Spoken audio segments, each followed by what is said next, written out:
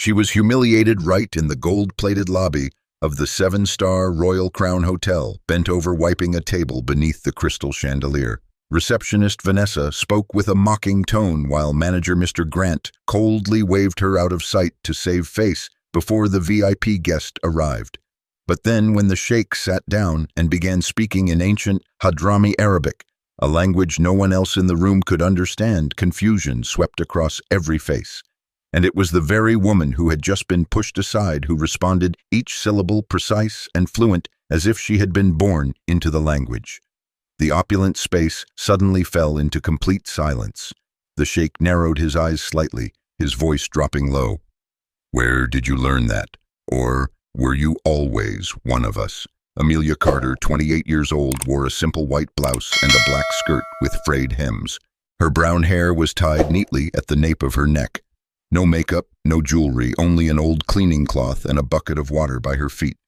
"Careful, if you accidentally wipe the VIP guest's shoes, you'll lose your job."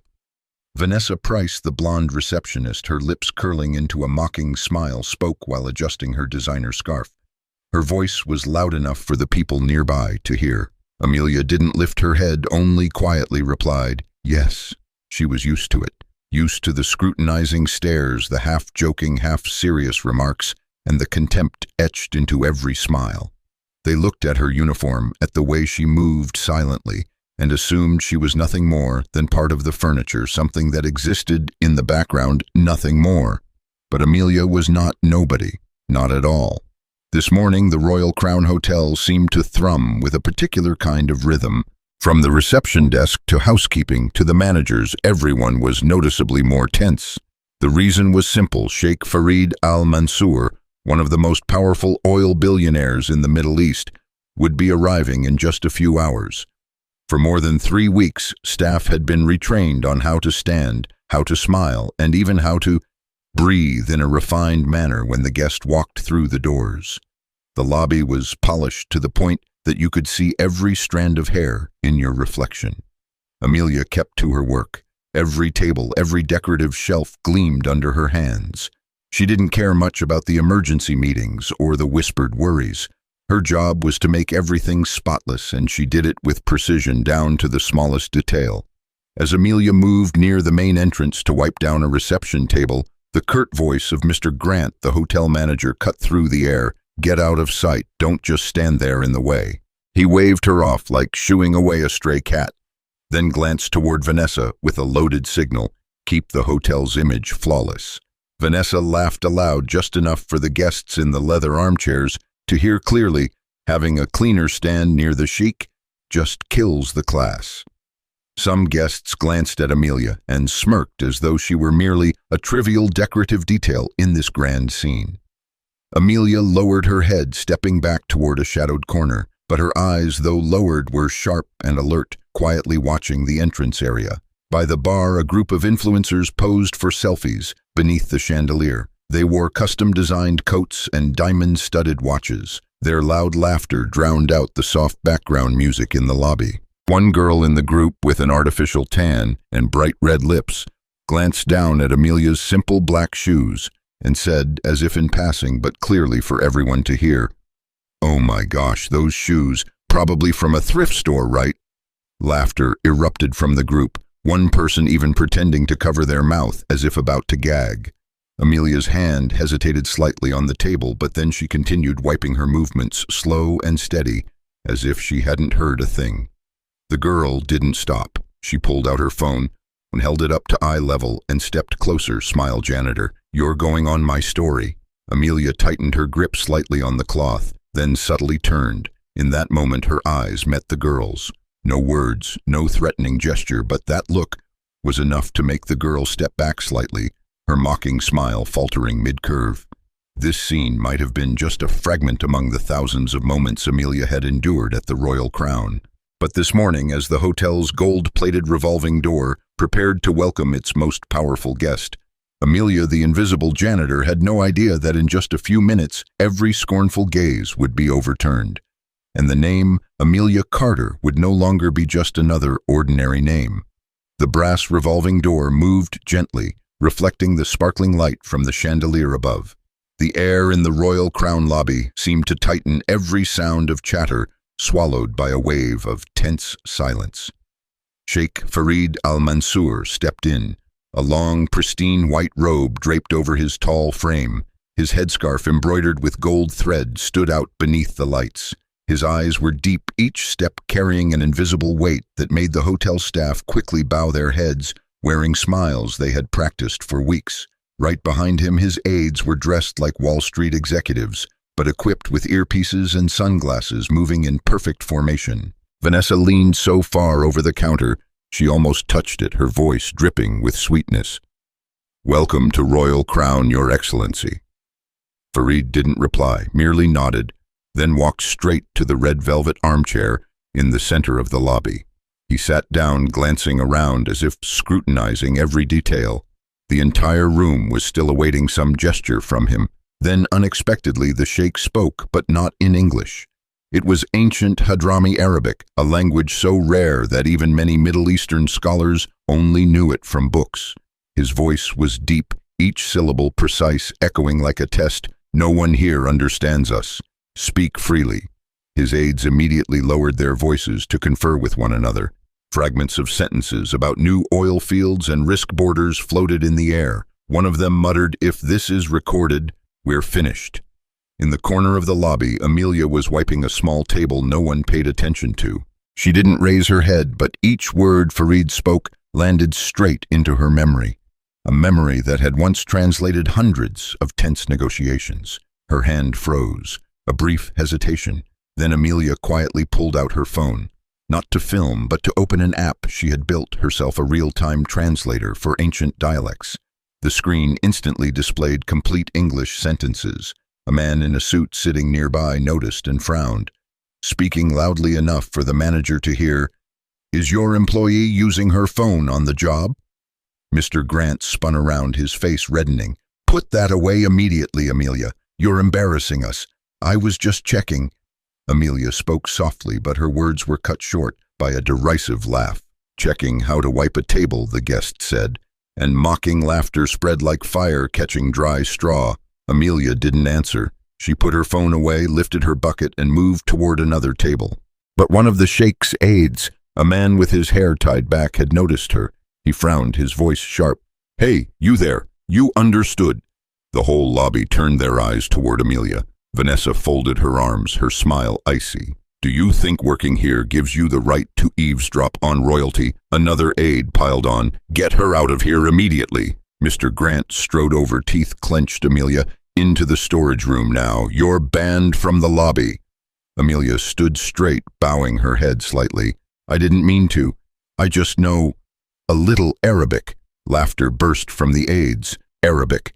The man with the tied hair sneered. "Since when do cleaners speak the language of the royal court?" Vanessa laughed along the sound, sharp as shards of glass. Amelia turned to leave. Her steps were slow, but her gaze remained steady. As she reached the side door, a young bellboy, maybe 18, whispered, "Don't let them get to you, Miss Amelia. They're just loud." She paused for half a second, gave a small nod, then continued walking. On the velvet chair, Sheikh Farid was still watching her every move. His eyes narrowed slightly. Then his voice rang out again, this time clearly directed at her, still in ancient Hadrami. "If you understand, repeat that sentence." But in Hirami prose, the whole lobby froze.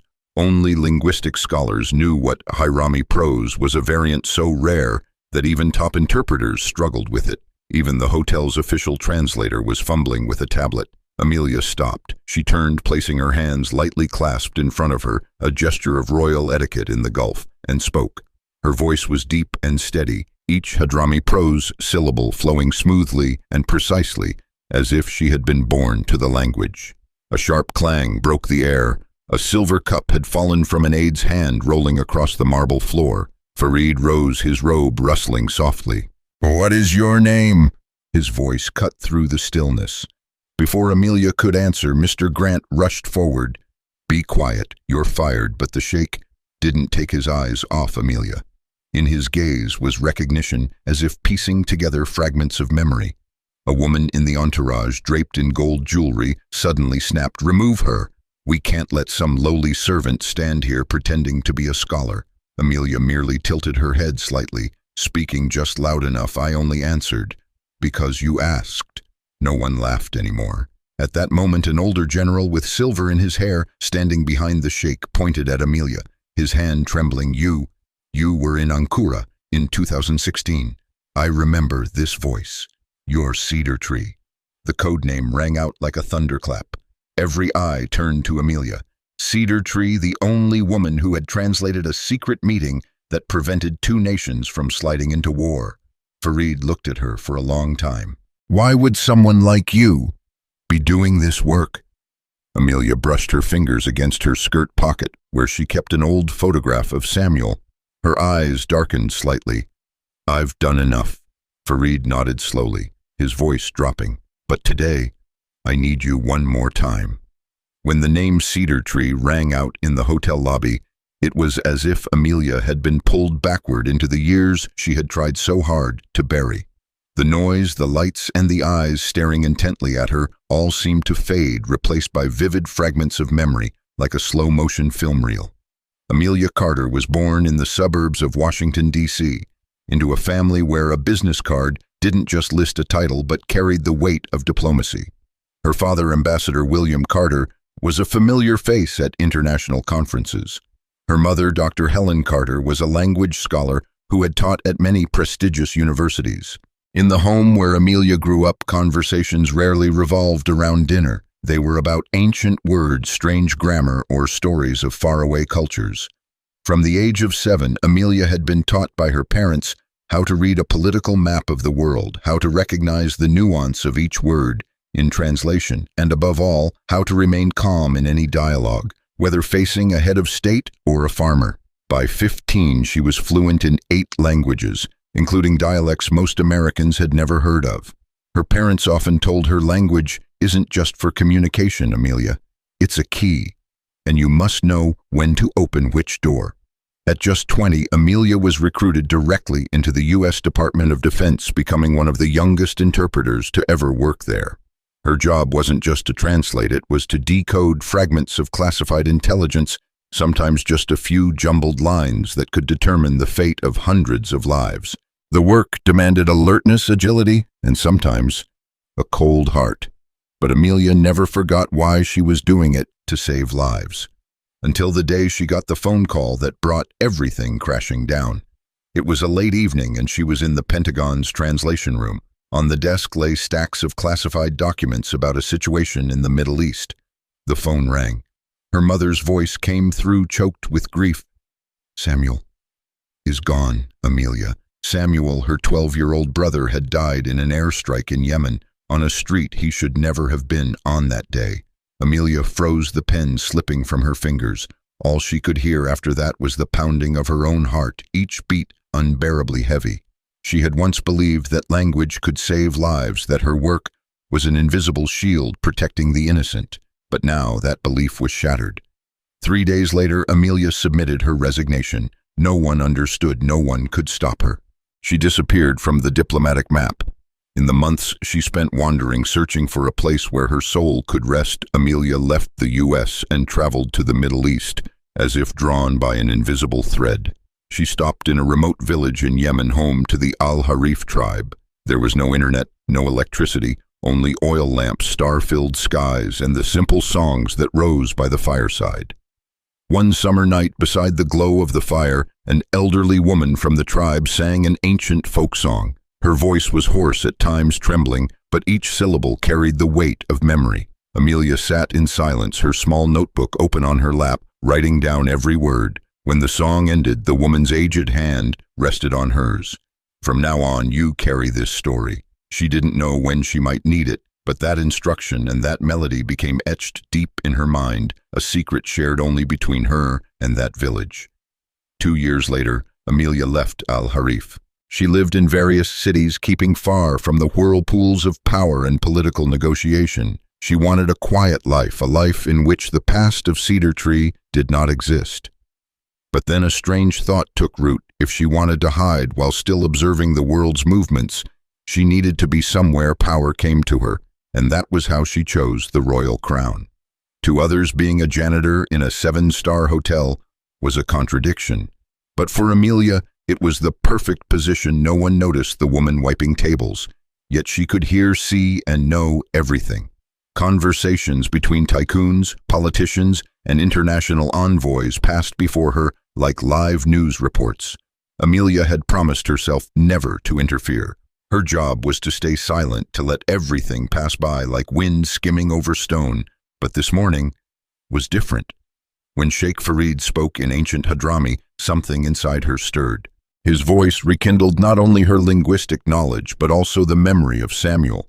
The reason she had once stepped into a world full of pressure and danger. By reflex she answered him, and in that moment the apron she wore seemed to vanish, revealing another self, the one the world had once known by the codename Cedar Tree. But Amelia also knew returning to that path meant taking back the losses and pressures she had run from for so long. And Sheikh Farid, he was not the kind of man to extend an invitation unless he truly needed her. The question was she ready to step out of the safe silence she had built for herself for what seemed like a simple request? "I need you one more time." Amelia's footsteps echoed softly on the marble floor as she returned to the lobby. No one spoke, but the atmosphere had shifted. The contemptuous glances from before were now laced with curiosity and caution. Mr. Grant, the hotel manager, stood near the reception desk, his eyes fixed on her as if trying to figure out what he had missed about this woman. Sheikh Farid sat quietly in the velvet chair, his hands clasped, his gaze pensive. One of his younger aides, his face still holding that air of shallow confidence, suddenly spoke up, his tone mocking, "If you're as good as they say, prove it. Use ancient Bedouin. I want to hear it." The whole lobby seemed to hold its breath. Ancient Bedouin was a dialect nearly extinct, existing only in the memory of isolated communities. This was clearly a trap meant to leave Amelia flustered in front of the crowd.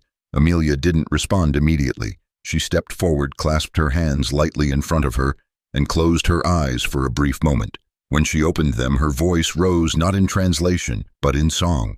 It was the folk song of the Al-Harif tribe, that rustic melody she had once heard by a fire under a star-filled night. Every note, every line was so precise that even the most knowledgeable would be caught off guard. Her voice wasn't loud, but it carried a weight difficult to describe, part nostalgia, part pride. When the final note faded, the Royal Crown lobby was so silent one could hear the ticking of the clock. The young aide who had challenged her stood frozen, his face paling. He muttered, "Impossible. Only someone born in that tribe would know that song." Amelia looked straight into his eyes, her voice calm. "I lived with them for 2 years. A sound rang out from the kitchen, the clang of a metal tray hitting the floor, followed by the shattering of glass. The man responsible was a burly chef, flour still clinging to his hands. He stood as if spellbound, his eyes locked on Amelia. "My grandmother used to sing that, in a village far away." His voice was rough. "How do you know it?" Amelia turned toward him, her expression softening for the first time that morning. "I listened." The chef nodded, his eyes glistening, then stepped back, clutching his apron, as though holding on to a precious memory. Sheikh Farid rose to his feet.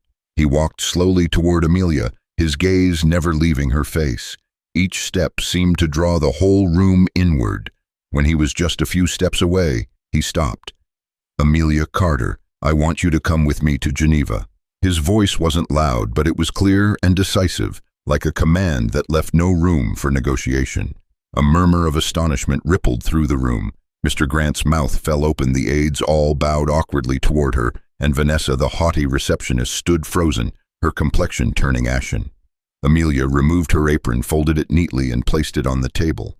She bowed her head slightly. "I don't need fame. I only want my voice to be used at the right moment." Farid gave a slight nod. That answer seemed to please him. Amelia turned toward the door. Outside, cameras were already waiting. Someone in the entourage whispered, "This will be front-page news tomorrow morning." Before she could step fully outside, an elderly guest, a woman leaning on a cane wrapped in a velvet shawl, gently blocked her path. She looked at Amelia with eyes both sharp and warm. "You remind me of my daughter. She never let anyone break her." Amelia paused, her hand resting on the doorframe. Her eyes softened, her voice low. "Thank you." The old woman gave a small nod and stepped back, allowing Amelia to pass. In that moment, Amelia knew the road ahead would no longer be the same. Geneva, that name carried with it too many memories of pressure, of overnight negotiations, of the cost of every spoken word. But it was also the chance to use the key her parents had given her in the right place at the right time. And this time she couldn't hide behind the excuse of wanting to disappear to turn it down.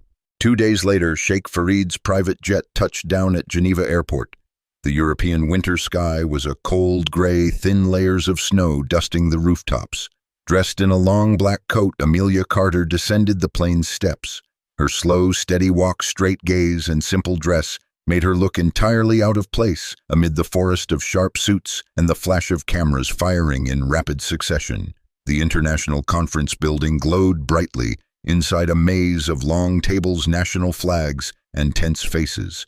Interpreters rushed back and forth, clutching stacks of documents, lips moving as they rehearsed technical terms. Sheikh Farid needed no introduction. When he entered, every eye turned toward him. But within seconds, the attention of many shifted to Amelia, the woman at his side whose identity no one seemed to know, except for a few seasoned diplomatic veterans who suddenly froze in recognition. The meeting was tense from the very first minute. A border dispute between two neighboring nations teetered on the brink of collapse, each side arriving with suspicion and defensive postures. Harsh statements were exchanged, interpreters speaking so rapidly their voices blurred together. Amelia sat at a table behind Sheikh Farid, quietly taking notes. Then, in a moment that seemed locked in stalemate, a delegate from the eastern side stood abruptly and spoke at length in an ancient desert dialect, a language almost no one in the room fully understood.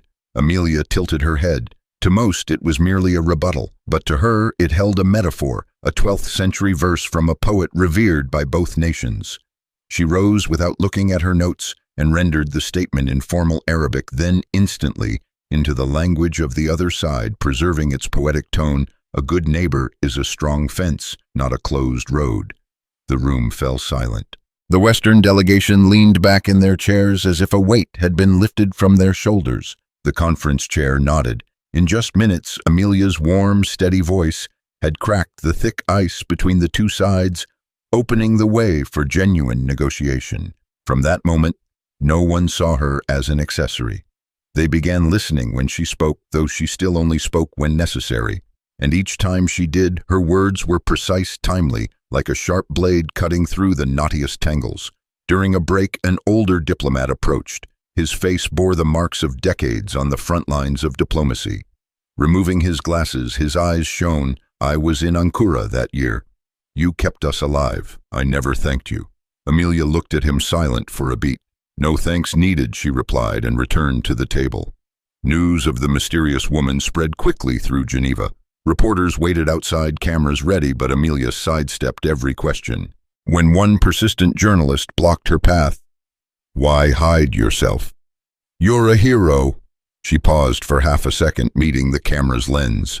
"I'm not hiding. I just have nothing more to say." Then she walked on, leaving behind a row of unanswered microphones. Months later, London.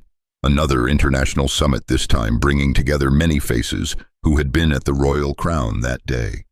In the opulent meeting room of the Dorchester Hotel, as delegates mingled, a door opened and Amelia walked in. But this time she was not alone.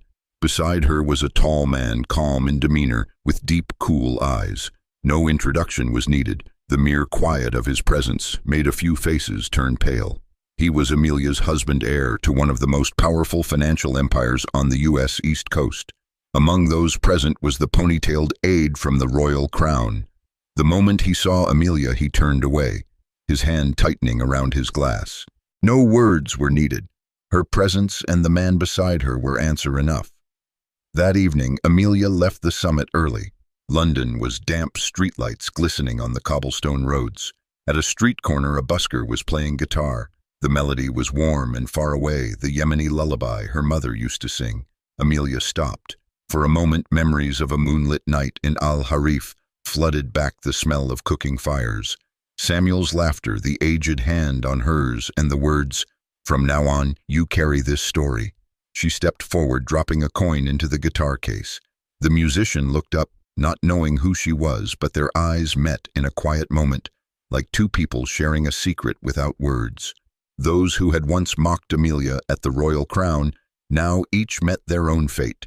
Vanessa, the haughty receptionist, lost her job and was turned away by every hotel. The ponytailed aide failed at his own business venture. The young aide who had challenged her vanished from the diplomatic scene. Amelia hadn't needed to lift a finger. The truth had found its own way to the surface. Late at night, Amelia stood at the hotel window in London, looking out at the endless sprawl of lights. Her husband approached quietly, his hand brushing against hers. Neither spoke.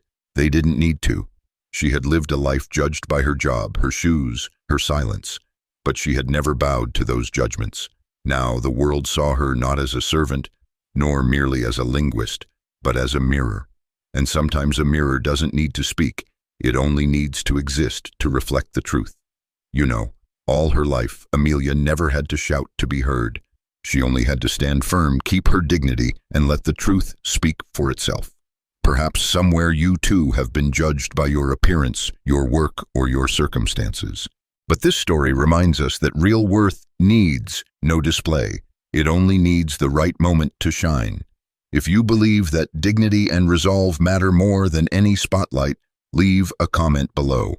Don't forget to like and subscribe and turn on the notification bell so you won't miss more inspiring stories like this one.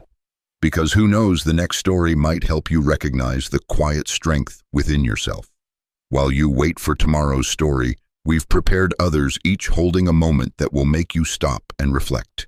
They're waiting for you right beside this one, wishing you a peaceful day and that you always keep the flame of courage alive in your heart.